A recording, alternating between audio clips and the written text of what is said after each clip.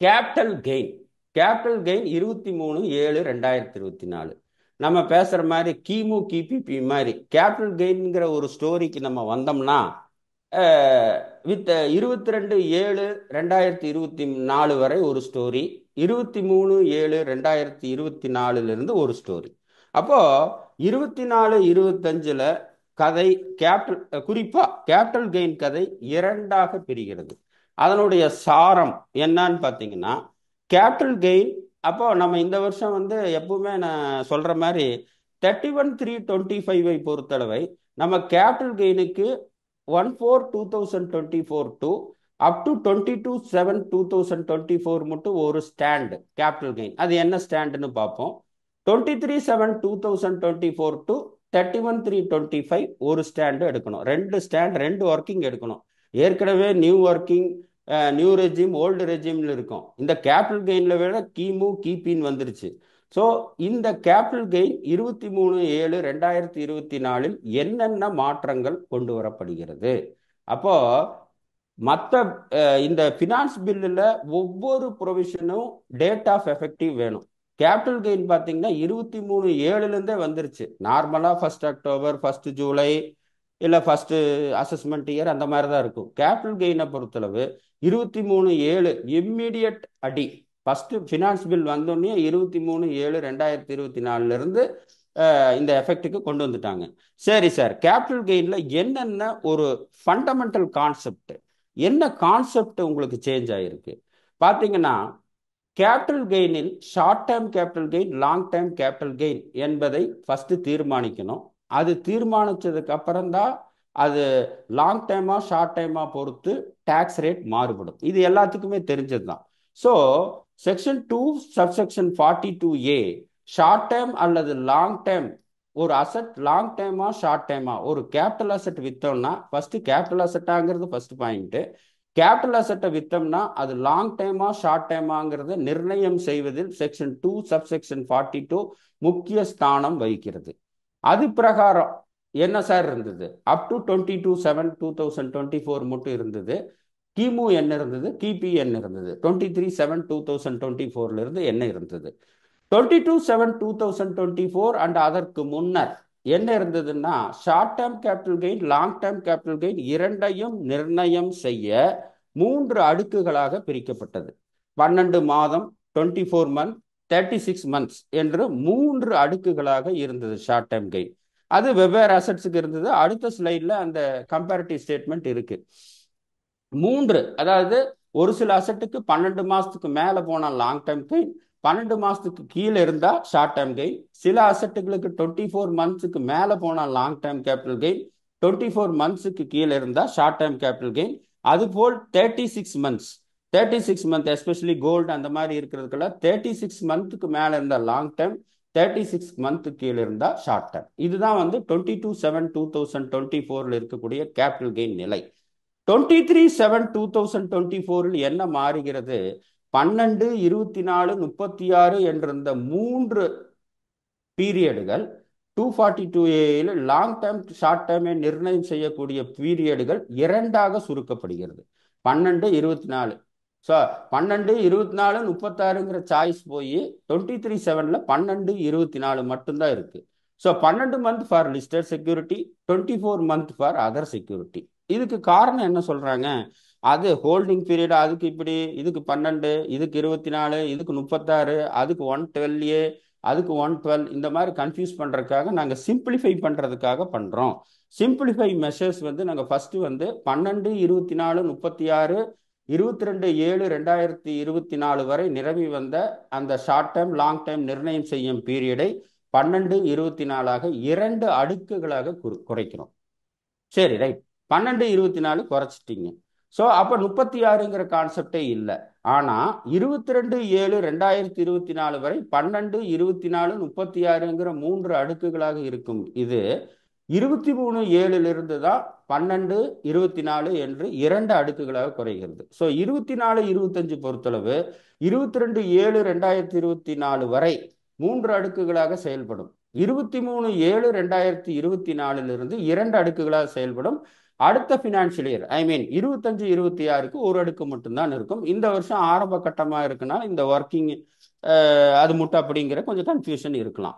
அடுத்த இது கேபிட்டல் கெயினில் இப்ப நான் சொன்னதோட சாராம்சம் 12, 24, 36 இருந்த 3 வெரைட்டி 12, 24 ஆயிருச்சு. 12 registered security, other asset 24 months முடிஞ்சுது. அடுத்தது பார்த்தீங்கன்னா இண்டெக்ஸேஷன் பெனிஃபிட் இல்லை. இது நான் பின்னால வர்றேன். இப்போ இந்த பீரியட் ஆஃப் ஹோல்டிங் அசட்ல நான் சொல்லியிருக்கேன் எக்ஸிஸ்டிங் என்ன, ப்ரப்போஸ்ட் என்ன. இந்த ரெட்ல சொல்லியிருக்கிறது மட்டும் நீங்க கொஞ்சம் பார்த்துக்கணும்.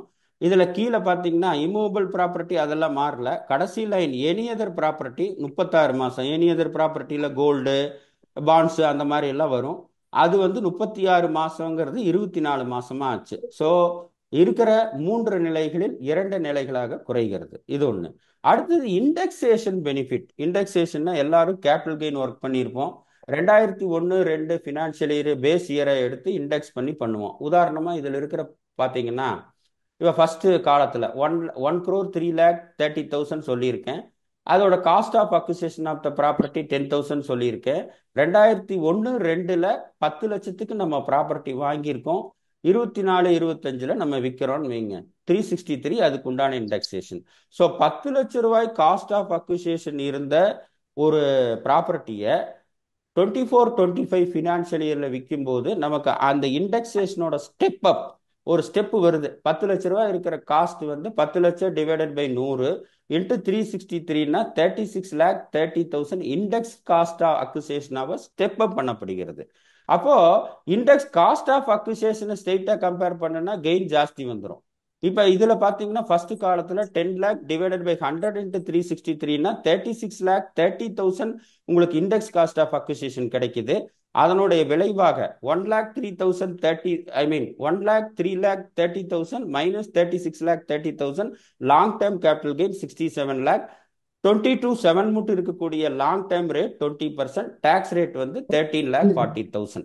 ஸோ 1,03,30,000 இண்டெக்ஸேஷன் பெனிஃபிட் யூஸ் பண்ணும்போது நமக்கு ஃபைனலாக கிடைக்கிற அவுட்புட் டாக்ஸ் ரேட் வந்து 13,40,000. இந்த ஒர்க்கிங் வந்து நம்ம ஏற்கனவே பண்ணிட்டு இருந்தது தான். இதில் ஒன்றும் புதுசாக ஒன்றும் கிடையாது. எல்லாரும் நம்ம இண்டெக்ஸேஷனில் ஃபெமிலியர், எல்லாருக்கும் இந்த ஒர்க்கிங் தெரியும். சரி சார், இப்போ என்ன மாறுதல் நடக்கிறது? இப்போங்கிறது எப்போ? இப்போன்னு சொல்லிட்டீங்க. எப்போ சார்? 31/3/24 14/24 இப்போங்கிறது 23/7/2024 இருந்து. ஸோ இந்த இண்டெக்ஸேஷன் பெனிஃபிட் அப் டு 22/7/2024 மட்டும் அப் டு கிடைக்கும் இண்டெக்ஸேஷன். 23/7/2024க்கு பின்னால் பண்ணக்கூடிய டிரான்ஸ்ஃபருக்கு மட்டும் இண்டெக்ஸேஷன் பெனிஃபிட் கிடைக்காது. சரி சார், அப்போ இண்டெக்ஸேஷன் பெனிஃபிட் கிடைக்கலன்னா அதோட ரூட்டு டாக்ஸ் எப்படி போகும்? பக்கத்து காலத்தில் கொடுத்துருக்கேன். Proposed taxation 1 crore 10 lakh indexation benefit இல்லைன்ட்டீங்க. அப்படியே 10 lakh இறக்கிட்டோம். 103லேருந்து 10 lakh போட்டால் 93,30,000. ஆனால் டாக்ஸ் ரேட் 20%லேருந்து 12.5% குறைச்சிட்டாங்க. ஸோ என்னாச்சு? இப்படி அடிச்சு போடுறது அணைச்சும் போடுறதுங்கிறது மாதிரி இண்டெக்ஸேஷன் பெனிஃபிட்டை ரிமூவ் பண்ணி விட்டார்கள், டாக்ஸ் ரேட்டை குறைத்து விட்டார்கள். முதல்ல பார்த்தீங்கன்னா இண்டெக்ஸேஷன் பெனிஃபிட் இருக்கு, அதனுடைய டாக்ஸ் ரேட் 20%. ஃபர்ஸ்ட் காலத்தில் அதனுடைய டாக்ஸ் ரேட் பார்த்தீங்கன்னா 13,40,000 என்ற நிலை. இரண்டாவது நிலையில இண்டெக்ஸேஷன் இல்லாமல் நம்ம ஒர்க் பண்ணும்போது 12.5 11,66,250 வருது. அப்போ 1,03,30,000 2001-2 அப்படிங்கிற ஒரு பெனிஃபிட் அந்த இண்டெக்ஸேஷன் நிலையில நம்ம இருந்து பார்க்கும்போது நமக்கு இண்டெக்ஸேஷன் இல்லைன்னா கூட 1,73,750 தான் டாக்ஸ் கட்ட வேண்டியது இருக்கு. ஏன்னு கேட்டா இது வந்து டாக்ஸ் குறையறதுனால 20 அதாவது இண்டெக்ஸேஷன் எடுத்துட்டாங்க, ஆனா ரேட் வந்து கம்மி பண்ணிட்டாங்க. அதனால் நமக்கு இந்த நிலையில இண்டெக்ஸேஷன் பெனிஃபிட்ல இருக்க பண்ணக்கூடிய டாக்ஸ் பேமெண்ட்டை விட இண்டெக்ஸேஷன் பெனிஃபிட் இல்லாத நிலையில் டாக்ஸ் ரேட் குறைகிறது. இது ஒண்ணு. அடுத்த காலம் பார்த்தீங்கன்னா அடுத்த ரெண்டாவது எக்ஸாம்பிள் சொல்லியிருக்கேன். 317 இண்டெக்ஸேஷன் கொடுத்துருக்கேன். அது பிராக்கெட்ல 2021-22 இண்டெக்ஸ் எடுத்திருக்கேன். ஆனா 2021-22 நிலையில பார்த்தீங்கன்னா இண்டெக்ஸேஷன் நம்ம 317 89-81 காஸ்ட் ஆஃப் அக்விசிஷனுங்கிற நிலையில பார்த்தீங்கன்னா இண்டெக்ஸேஷன் இல்லாமல் இருக்கிறது டாக்ஸேஷன்ல ஜாஸ்தி வருது. ஸோ அப்போ இண்டெக்ஸேஷன் எடுத்தது லாபமா நட்டமான்னு ஒரு பட்டிமன்றம் வச்சா ஒரு தரப்பு லாபம், ஒரு தரப்பு நட்டம் அப்படிங்கிற ஒரு இதுக்கு வருவோம். ஆனா உண்மையான என்னன்னா வெவ்வேறு நிலைகளில், ஃபார் எக்ஸாம்பிள் இந்த டேபிள்ல கொடுத்துருக்கிறத 1,03,30,000, காஸ்ட் ஆஃப் அக்விசேஷன் 10,000, அது 100 பேஸ் பண்ணி அந்த நிலையில வந்து நமக்கு இண்டெக்ஸேஷன் எடுத்தது 1,73,750 கீழே கொடுத்துருக்க லாஸ்ட் ரோல. அட்வான்டேஜாக செயல்பட்ட இண்டெக்ஸேஷன் இல்லாத நிலைமை 1,03,30,000ல இந்த cost of acquisition 89, 81, 2021-22 base year செல்லும் போது நமக்கு அகென்ஸ்டா இருக்கு. ஸோ இண்டெக்ஸேஷன் பெனிஃபிட் இல்லையாங்கும் போது அந்தந்த காஸ்ட் ஆஃப் அக்விசேஷன் எந்த வருஷம் பர்ச்சேஸ் பண்ணியிருக்காங்கிறத வச்சு தான் நம்ம அட்வான்டேஜா டிஸ்அட்வான்டேஜான்னு சொல்ல முடியுமோ ஒழிய 19 இண்டெக்ஸேஷன் எடுத்தது நமக்கு அட்வான்டேஜ், இண்டெக்ஸேஷன் எடுக்காம இருக்கிறது டிஸ்அட்வான்டேஜ்னு நம்ம சொல்ல முடியாது ஆக்சுவலா. ஆனா இந்த இண்டெக்ஸேஷன் பெனிஃபிட்டை ரிமூவ் பண்றக்கும் போது மாண்புமிகு நிதியமைச்சர் தன்னுடைய ஃபினான்ஸ் பில்லுல என்ன சொல்றாருன்னா, நாங்க கேபிட்டல் கெயின் ஸ்கீமை ரேஷனலைஸ் சிம்பிளிஃபை பண்றதுக்காக சொல்றோம். டாக்ஸ் டிபார்ட்மெண்ட்டுக்கு சரி இந்த இண்டெக்ஸேஷன் அது இது ஒர்க்கிங் ஸ்டெப் அப்பு அதுல என்ன எப்படி பண்றது, இந்த ஒர்க்கிங் வந்து டிபார்ட்மெண்ட்டுக்கு காம்ப்ளிகேட்டடா இருக்கு, டாக்ஸ் பேயருக்கும் காம்ப்ளிகேட்டடா இருக்கு.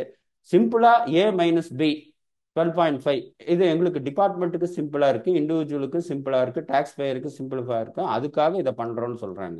ஆக்சுவலா இப்படி சொன்னால் கூட அப்போ அப்புறம் இந்த மாதிரி ஒரு நிலைமை இருந்தது. அப்போ இண்டெக்ஸேஷனுடைய முடிவு சில நேரங்களில் சாதகமாகவும் சில நேரங்களில் பாதகங்களாகவும் இருக்கலாம். ஒரு சிலருக்கு பல நேரங்களில் பாதகங்களாக கூட இருக்கலாம். அப்போ அதுக்கப்புறம் ஒரு சப்சிக்வெண்டா ஒரு ப்ரொவிஷன் கொண்டு வந்தாங்க இண்டெக்ஸேஷனுக்கு. என்ன அப்படின்னு பார்த்தீங்கன்னா, ஒரு டிரான்ஸ்ஃபர் இண்டிவிஜுவல் ஆர் ஹெச்எஃப் பண்ணணும், லேண்ட் அண்ட் பில்டிங் பண்ணணும். இதை கீழே கொடுத்துருக்கேன். Transfer is a resident individual, ஒரு கேபிட்டல் கெயின் சேல் இண்டிவிஜுவல் அல்லது ஹெச்எஃப் பண்ணுகிறார்கள்.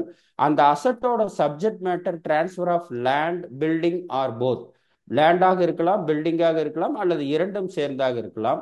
அந்த அசட் வந்து 23/7/2024 முன்னால் பண்ணதாக இருக்கணும். அந்த அசட் வந்து ஆஃப்டர் ஜூலை 23, 2024 ஆக இருக்கலாம்.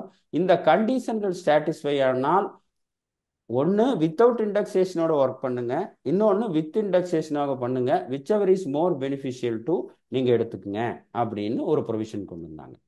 சரி சார், இதுல நல்லது தானே சார், இண்டெக்ஸேஷனோட பெனிஃபிட் பண்ணுவோம், இண்டெக்ஸேஷன் இல்லாமல் பண்ணுவோம், ரெண்டுல எது நமக்கு சாதகமா இருக்கோ அதை எடுத்துக்குவோம், whichever is more beneficial. இந்த இன்டர்நேஷனல் டாக்ஸேஷன் எல்லாம் சொல்லுவோம், income tax act or DTA whichever is more beneficial to assessee. இல்லை நம்ம அப்பா சொல்றது கேட்கறதா அம்மா சொல்றது கேட்கறதாதுன்னா நமக்கு எது பெனிஃபிஷியலா இருக்கோ அதை எடுத்துக்கிறதுங்கிற மாதிரி இதுல வந்து சொன்னாங்க. ஆனா இது சொல்லும்போது பாத்தீங்கன்னா திருப்பி அந்த வரிகளை மேல இருந்து படிக்கிறேன். அப்போ வித் இண்டெக்ஸேஷனோட ஒர்க் பண்ணோம், வித்தவுட் இண்டெக்ஸேஷனோட ஒர்க் பண்ணோம், ரெண்டுல எது டேக்ஸ் கம்மியா வருதோ அந்த அட்வான்டேஜ் எடுத்துக்கலாம். இதுதான் பாயிண்ட். யார் எடுத்துக்கலாம்? ஃபர்ஸ்ட் யார் எடுத்துக்கலாம்? Transfer is a resident individual or resident HUF. அப்போ பார்ட்னர்ஷிப் ஃபார்ம், எல்எல்பி, கம்பெனிக்கு இது தோதுபடாது. அப்போ இந்த ஸ்பெஷல் ப்ரொவிஷன் பெனிஃபிஷியல் ப்ரொவிஷன் யாருக்கு அப்ளிகபிள் ஆகும்னா இண்டிவிஜுவல் அண்ட் ரெசிடென்சியல் ஹெச்எஃப்க்கு மட்டும் அப்ளிகபிள் ஆகும். அப்போ இது யாருக்கு அப்ளிகபிள் ஆகுதுங்கிறப்போ யாருக்கு அப்ளிகபிள் ஆகாதுங்கிறது நமக்கு தெரிஞ்சிருது. So this beneficial provision not applicable to partnership firm, LLP and private limited company and any other legal entity. இது வந்து அப்ளிகபிள் ஆகாது. அடுத்த செகண்ட் பாயிண்ட் பார்த்தீங்கன்னா, it's a relating to transfer of land and building or both. Land building or both தான் applicable ஆகும், மற்ற capital அசட்டோட subject மேட்டருக்கு அப்ளிகபிள் ஆகாது. இது ரெண்டாவது பாயிண்ட். ஸோ அதை அபவ் அசட் 23/7க்கு முன்னால பண்ணியிருக்கணும், 23/7க்கு கிபு நம்ம பேசுனது. ஸோ இந்த பெனிஃபிஷியல் ப்ரொவிஷன் இண்டிவிஜுவல் அண்ட் ஹெச்எஃப்க்கு மட்டும் அப்ளிகபிள் ஆகும் based on the residential status. யாருக்கு அப்ளிகபிள் ஆகாதுன்னா partnership firm, LLP and private limited கம்பெனிக்கு அப்ளிகபிள் ஆகாது. ரெண்டாவது பாயிண்ட், இந்த subject matter of the long term capital asset லேண்டாகவோ பில்டிங்காவோ அல்லது இரண்டும் சேர்ந்தாகவோ இருக்கணும். ஸோ இந்த ரெண்டு சப்ஜெக்ட் மேட்டர் இருந்தால் தான் இந்த பெனிஃபிஷியல் இருக்கும். ஸோ இந்த பெனிஃபிஷியல் ப்ரொவிஷன் பார்ட்னர்ஷிப் ஃபார்முக்கோ அல்லது கார்பரேட்டுக்கோ அல்லது எல்எல்பிக்கோ அல்லது இன்னொரு டெக்னிக்கலாக ஒரு போடலாம். எனி அதர் லீகல் என்டிட்டிக்கோ அப்ளிகபிள் ஆகாது, பட் இண்டிவிஜுவலுக்கு அப்ளிகபிள் ஆகும். ஸோ அப்போ இண்டெக்ஸேஷனுடைய சுருக்கம் indexation benefit with indexation without induction என்று நம்ம ஒர்க் பண்ணணும். அதில் பெனிஃபிஷியலாக இருக்கிறது இண்டிவிஜுவல் ரெசிடென்ஷியல் ஹெச்எஃப்க்கு மட்டும்தான் முடியும். அதில் இருக்கிற capital asset land and building or போத்துக்கு மட்டும்தான் அப்ளிகபிள் ஆகும். மற்றவங்க வந்து ஒன் வே டிராஃபிக் வித்தவுட் இண்டெக்ஸேஷனோட தான் போகணும். அதில் அந்த மோர் பெனிஃபிஷியலுங்கிற ஆப்ஷனே கிடையாது. 22/7/2024 வரை பார்ட்னர்ஷிப் ஃபார்ம் பிரைவேட் லிமிடெடுக்கெல்லாம் இண்டெக்ஸேஷன் இருக்கு. 23/7 இண்டெக்ஸேஷன் பெனிஃபிட்டுங்கிறதே அவங்களுக்கு சாய்ஸ் இல்லை. ஆனால் individual residence HF land and பில்டிங்கில் வந்து சாய்ஸ் இருக்கு. இதை கொஞ்சம் கவனமாக பார்த்துக்குங்க. இதுதான் இண்டெக்ஸேஷனுடைய இது. அப்புறம் கேபிட்டல் கெயினுடைய இன்க்ரீஸ் ரேட் வந்து 15% to 25% short long term capital gain வந்து 20 ஜென்ரலாக 12.5க்கு குறைச்சாங்க. Short term capital gain 15 to 20% அதிகப்படுத்தியிருக்காங்க. அது குறிப்பா unit of equity mutual fund மீதி இருக்கிற, ஏன்னா 111A வந்து ஸ்பெஷல் ப்ரொவிஷன், மீதி இருக்கிறதுக்கு ஷார்ட் டேர்ம் கேபிட்டல் கெயினுக்கு அவங்களுடைய நார்மல் ஸ்லாப் ரேட் ஏதோ அதில் வந்துடும். இதில் வந்து 15, அதாவது short term capital gain 15% to 20% உயர்த்தப்படுகிறது. லாங் டேர்ம் கேபிட்டல் கெயின் 20%லேருந்து 12%. அடுத்தது உங்களுக்கு தெரிஞ்ச ப்ரொவிஷன் லாங் டேர்ம் கேபிட்டல் கெயினில் 112A எக்ஸம்ஷன் 1,25,000 உயர்த்தப்படுகிறது. அப்போ கேபிட்டல் கெயினில் முக்கிய சாராம்சம் என்ன சுருக்கமா 12/24/36 இந்த பிபிடி ஷேர் பண்றேன், அது பார்த்துக்குங்க. 12/24/36 கான்செப்ஷனல் அண்டர்ஸ்டாண்டிங் 12/24/36 இருந்து 22/7/2024 வரை இருந்த 3 அடுக்கு முறை 23/7/2024 2 அடுக்குகளாக 12/24 குறைக்கப்படுகிறது. 12 லிஸ்டட் செக்யூரிட்டிக்கும் 24 அதர் செக்யூரிட்டிக்கும் கொடுக்கப்படுகிறது. 36 மந்த்தில் இருந்த கோல்டன் ஜுவல்லரி அதெல்லாம் வந்து 24 மாசமாக குறைக்கப்படுகிறது. 23/7 குறைக்கப்படுகிறது. அடுத்தது பார்த்தீங்கன்னா இண்டெக்ஸேஷன் மணி. இண்டெக்ஸேஷன் எடுக்க ரிமூவ் பண்ணிட்டோம்.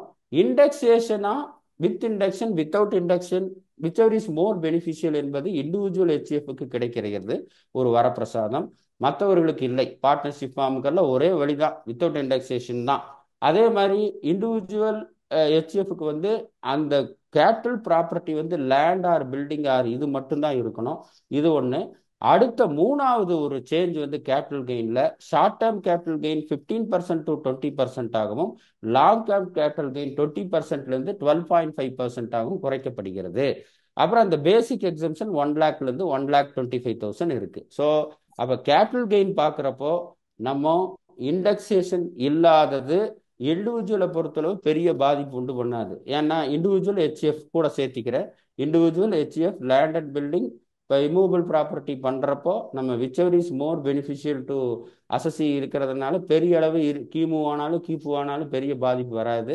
பட் வித்தவுட் இண்டெக்ஷன் கம்பல்சரியாக partnership firm LLP and company limit and any other legal entity எல்லாம் பண்ண வேண்டியது இருக்கனால அதில் சில நேரங்களில் சாதகமாகவும் பல நேரங்களில் பாதகமாகவும் இருக்கலாம்.